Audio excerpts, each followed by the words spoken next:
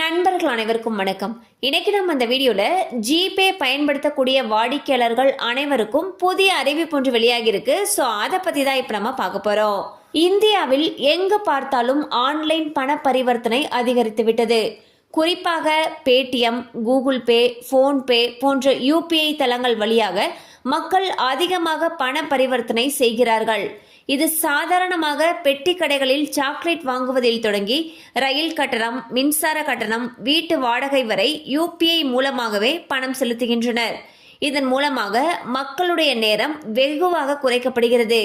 கல்வி நிலையங்கள் மற்றும் மருத்துவமனைகளில் அதிகபட்சமாக 5 லட்சம் வரை யூபிஐ முறையில் பண பரிவர்த்தனை செய்ய ரிசர்வ் வங்கி அனுமதி அளித்துள்ளது. ஓராண்டுக்கு மேல் செயல்பாட்டில் இல்லாத யூபிஐ கணக்குகளை செயலிழக்க செய்ய பேடிஎம், கூகுள் பே, போன்பே போன்ற செயலிகளுக்கு என்பிசிஐ அறிவுறுத்தியுள்ளது.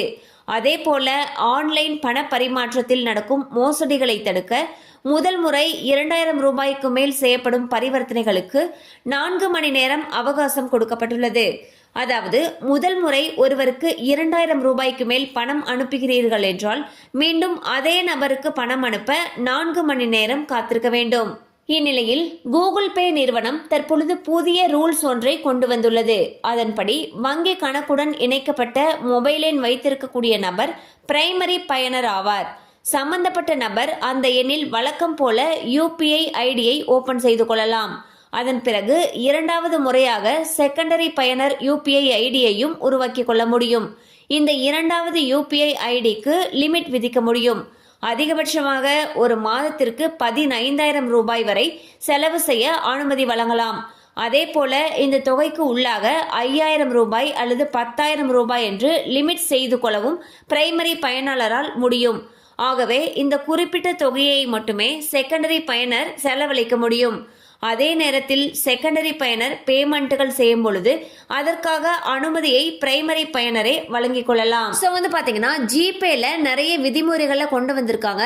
அந்த வகையில் ஒரு நபருக்கு நம்ம ஃபர்ஸ்ட் டைம் பணம் அனுப்புறோம் அப்படிங்கிறப்போ அந்த பணம் 2000க்கும் குறைவாக இருந்தால் எந்த ப்ராப்ளமும் கிடையாது. 2000க்கு அதிகமாக அனுப்புறப்போ ஃபர்ஸ்ட் டைம் அனுப்புறதுக்கு 4 மணி நேரம் காத்திருக்கணும். அதன் பிறகுதான் அவருக்கு அடுத்த தடவை பணம் அனுப்ப முடியும்னு சொல்லியிருக்காங்க.